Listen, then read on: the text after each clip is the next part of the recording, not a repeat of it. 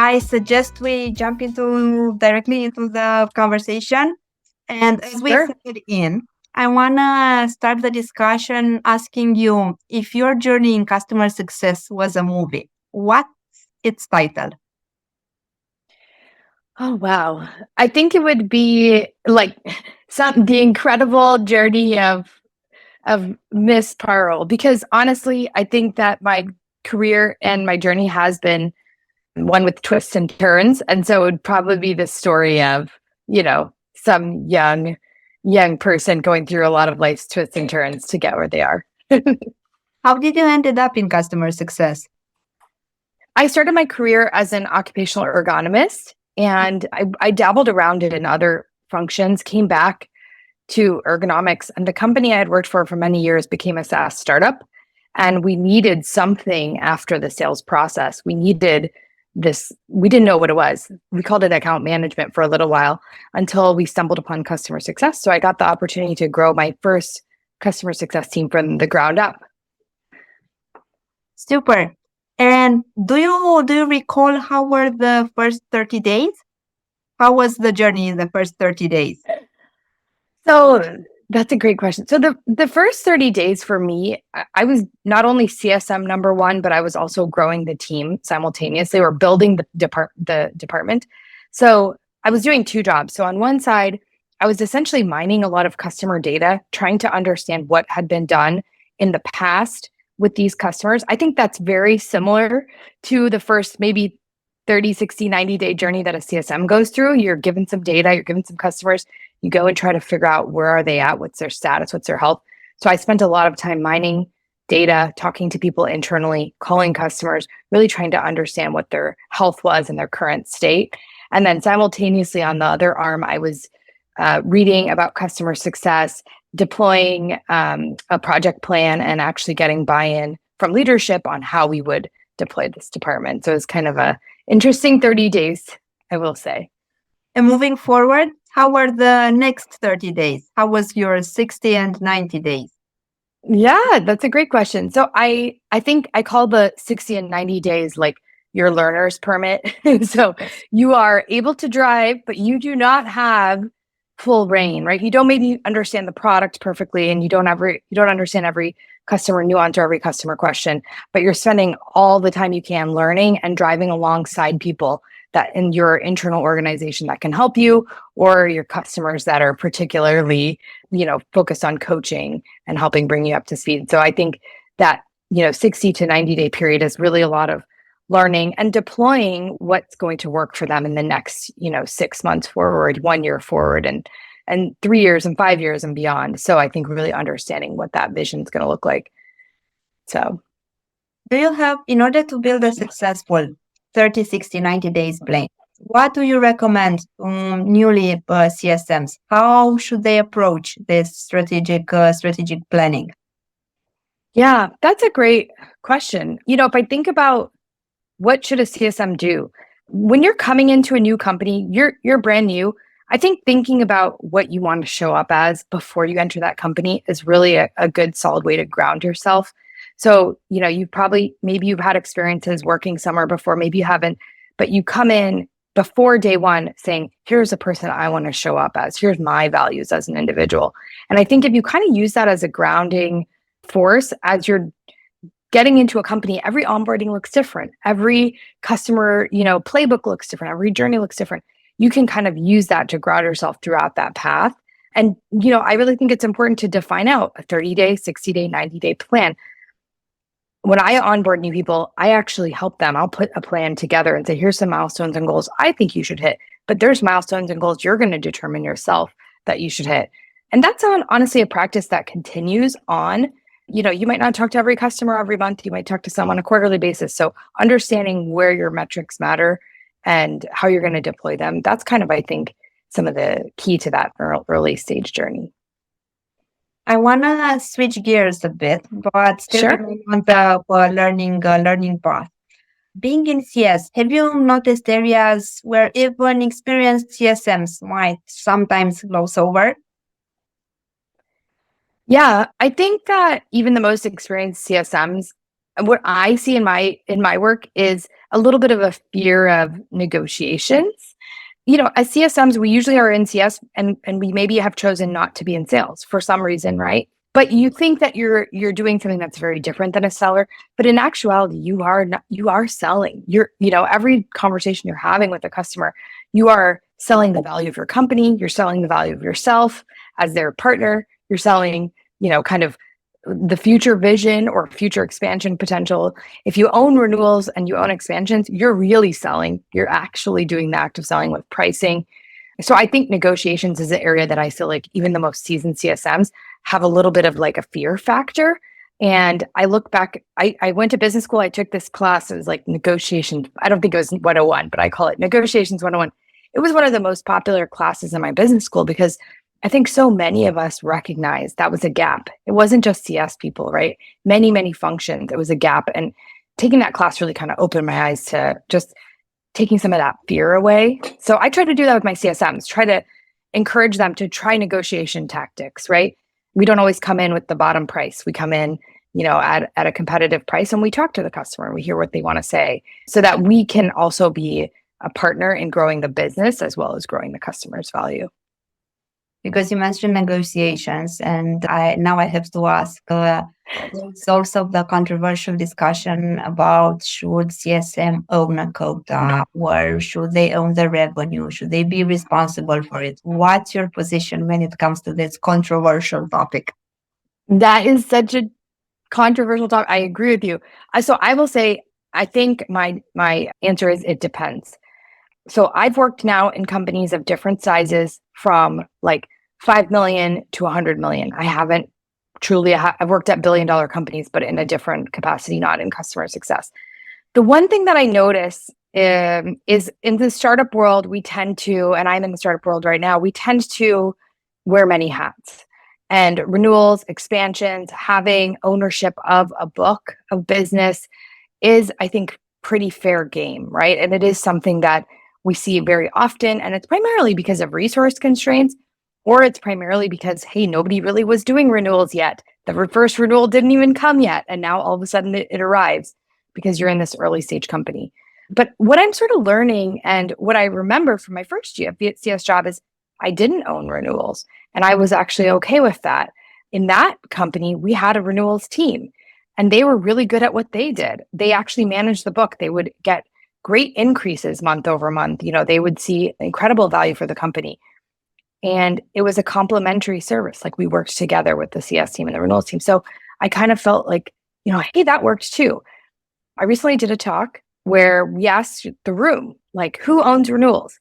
And only the people at early stage companies raised their hands. So I think if you asked me like a couple of months ago, I probably had a stronger opinion. I'm getting more tempered in that I think it depends. like always, there is no such thing as white or black. Always there are a lot of shades of blue. Yeah. Speaking about controversials, I want to move to challenges. What do you think it's the biggest challenges that CSMs do confront with in this environment? Well, I think the environment, the world has changed a little bit, right? We've seen a lot of different buying behavior changes in like typical sort of health and retention behavior, especially for teams that own renewals. Things are not as straightforward. Since 2020 and COVID, I think we've also seen a lot of changeover in organizations. So where you had a really strong champion for 10 years, 15 years, naturally people are retiring, but also there was a lot of exit from the workforce. So I think the biggest challenge is actually escalations. I will tell you, just today I was doing an activity with my team where we looked at what was the health, early this year and what's the health today. We're looking at the trends and it wasn't all rosy, right? I want it all to be rosy. I want it all to be perfect, but there were these little spikes and it makes you go, well, wow, this customer was in a really steady state, early this year. What happened in the last couple of months? And it really could be driven by a business decision that we're not privy to. So I think escalations are one of the biggest challenges because what it implies is that we're not fully threaded. We don't have all the knowledge that we need to have about our customers. We might have great relationships. We might have great partners. We might talk to them all the time, but we might not understand fully what that organization is thinking and needs. And I think that is one of the biggest challenges that many teams are facing, is like too many surprises. And yeah, I don't know, that's what I'm feeling actually day to day. So we need to get a better handle on it, I think, as generally as a function, but I think it's one of those areas that is a challenge across the board right now. When you mentioned escalations, you mentioned a specific topic that I want to deep dive. You mentioned champion sleeping. And I know from my talks, I'm a marketer, but I stay in contact with the customer success team, and I'm pretty close to the industry as well. And I know that one of the things that I'm hearing is the champion left. So, and it's like every time they need to do another sale, an internal sale. Do you have any advices on how do you handle this particular piece? What do you do when the champion is leaving from the organization? Yeah, it's almost like a reselling opportunity, depending on how big the breadth of the champion's ownership was.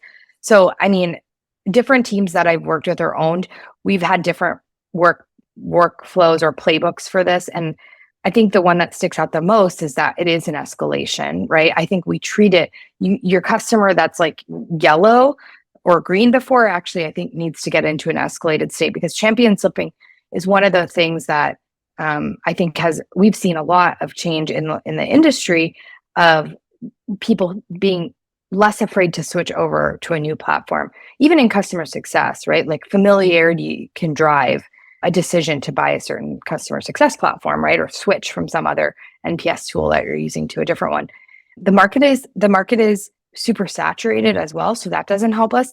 So when we have an escalation in this regard, it is actually like kind of a full team escalation. We're usually trying to treat this as an opportunity to not only retrain and re-coach the organization, but almost like re-implement the organization in a way.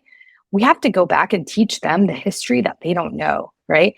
If there's a new champion, I literally talked to a new champion last week, she wasn't aware of what happened in 2018, that there were amazing results for a customer in 2018. To her, the world is as far back as 2022, right? She's like, that's kind of as far back as I'm looking. So now I need to know what's happening in this lens. So it's about us also as a team shifting our lens of what success looks like for that customer. We're taking our kind of longer journey and we're shrinking it down, and we're actually saying, here's all the things that were impactful in the period that she's measuring. And then I think that the thing that is hard, and I really think this is important, is like figuring out what drives that person. What are their incentives? What are their goals? Obviously, they've come into this job for a reason. They're taking a new role for a reason. That's usually the one thing that they can answer. They might not be able to answer everything about the organization, especially if they're pretty new. They usually can answer what they're set up, what they've been tasked to do. And if you can partner with them and deliver that, that's really a good way to sort of continue to build that champion. But there's a lot of variability there. So this is where multi-threadedness, I think, can also be really beneficial. If your organization is multi-threaded, you have more relationships than just one, right? So balancing between client expectations and deliverables, I think it's an art. How do we master this dance? Oh gosh, I actually think this is really very, very, very, very poignant and a very important point. Setting expectations, it's not a one-time thing, right? It's a continuous activity. Just because you set expectations with someone 3 years ago does not mean that those expectations stand today. I think there's like this whole success planning activity that we often say we do in success, but we don't fully do. But every year we should be level setting. What are the goals? What are the expectations? What are the outcomes we're really trying to get to? And continuing to balance that. Now, I am realistic. Things will change, right? What expectations we set, 3 years ago, 4 years ago with a customer, they might change for that customer due to change of ownership or organizational shifts or whatever. They might also change for us as the organization delivering it. Constantly communicating and sometimes even over communicating, I think, is the key here. So I'll just give you an example. In my last organization, we actually were doing a lot of services for free. That was built into contracts. And we started to realize that this is not sustainable. It's becoming a bigger cost than we recognize. And we started to have conversations with customers to say, yes, in the past, this was our business practice, but we are shifting our business practice and this is what it's going to look like.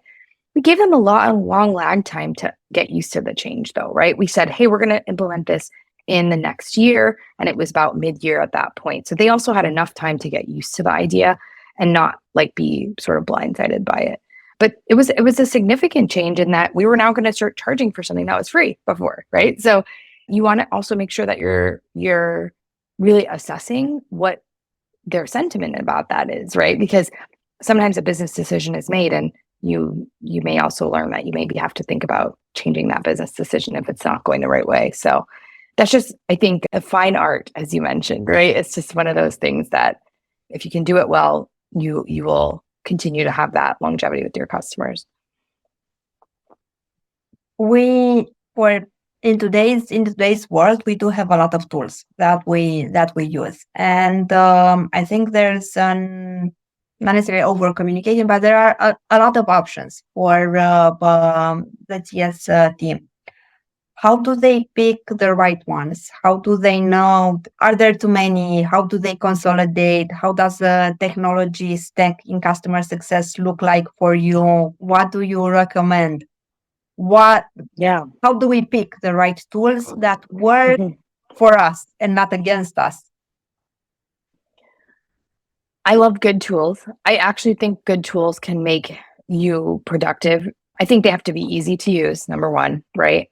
It's not something that you can spend a lot of time training people on, and it can't be too tedious, right? A lot of administrative effort and time is time lost that we're not spending on our customers.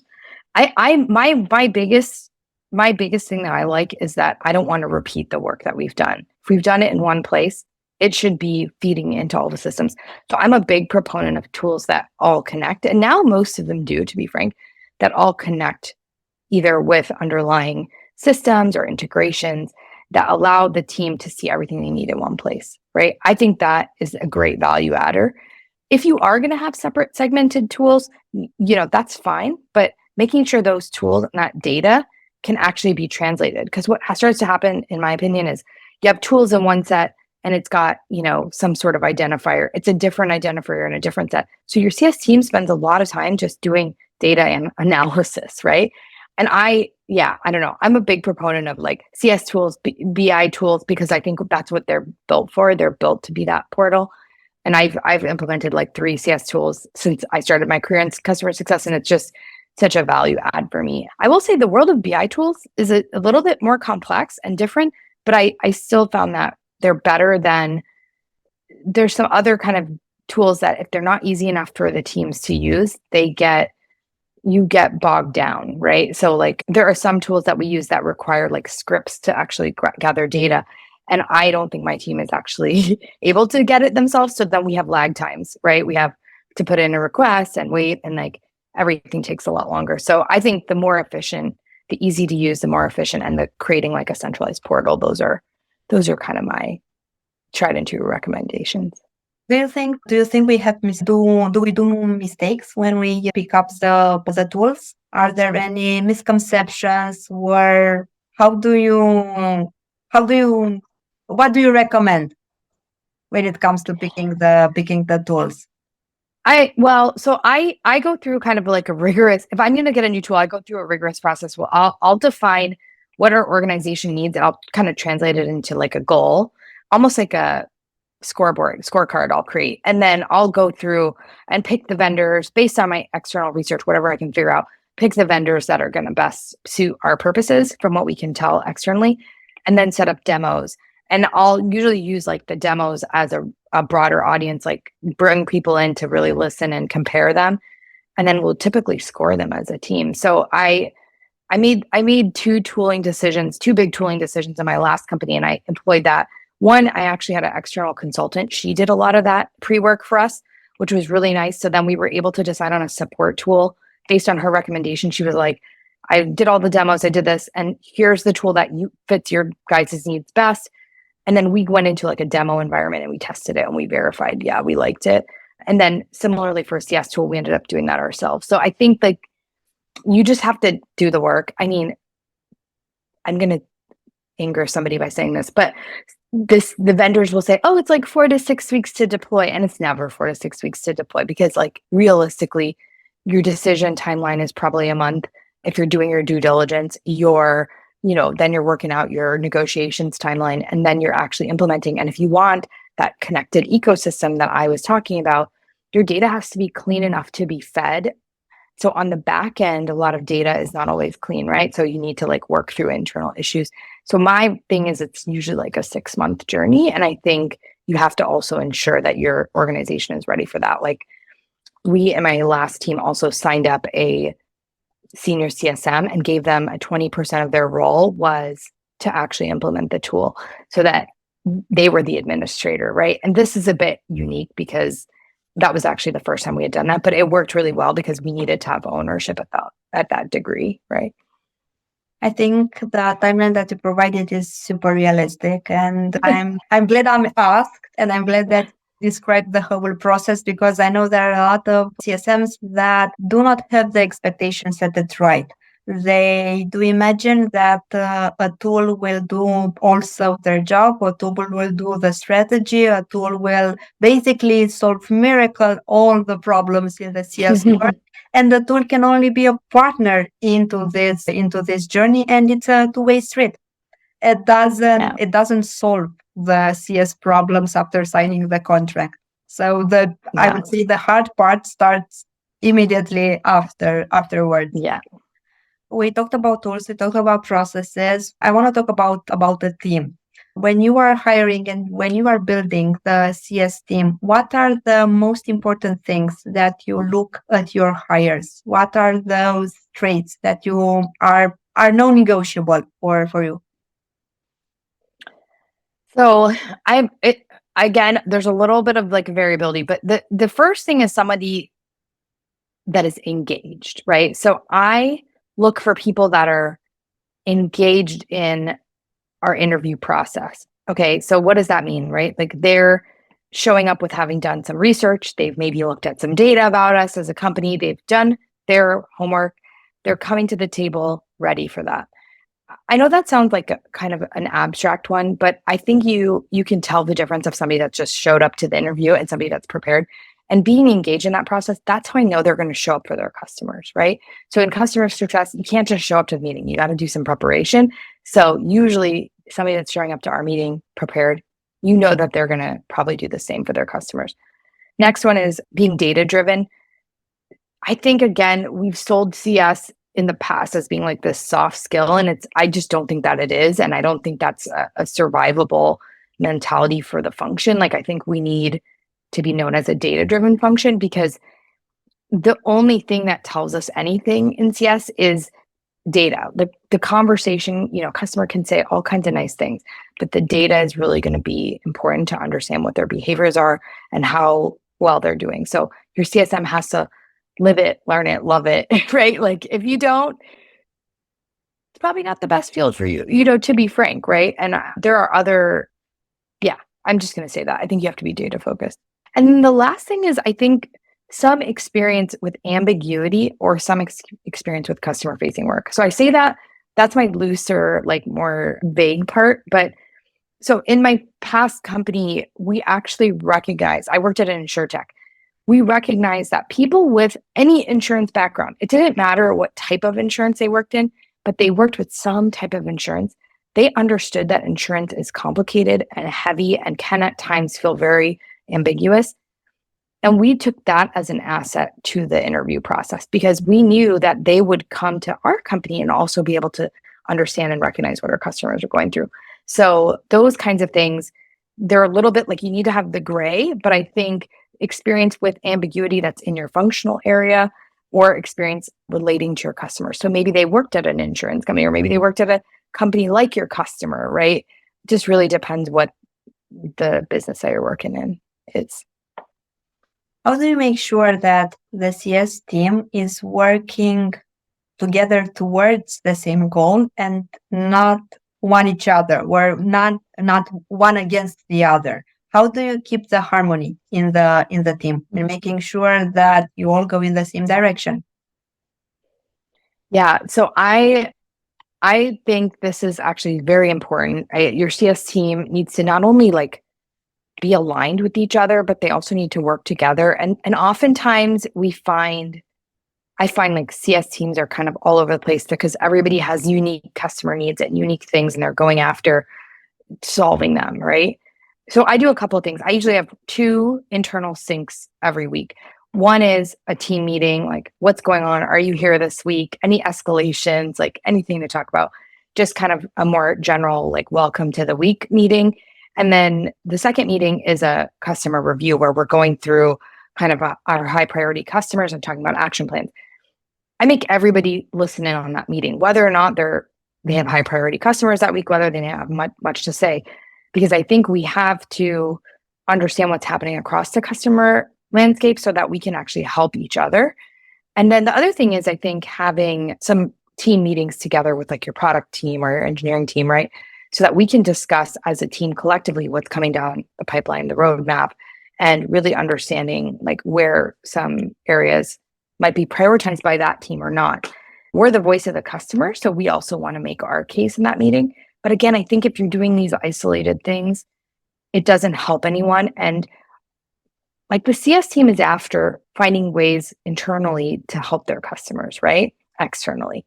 So if you're internally aligned, you're going to see much more externally aligned. And you're going to know, oh, I understand why product team prioritized this for another customer because I was in the meeting and I heard the reason and I heard the discussion and I was a part of that discussion, right? So you're giving them the tools that they need to be better equipped to discuss with their customers.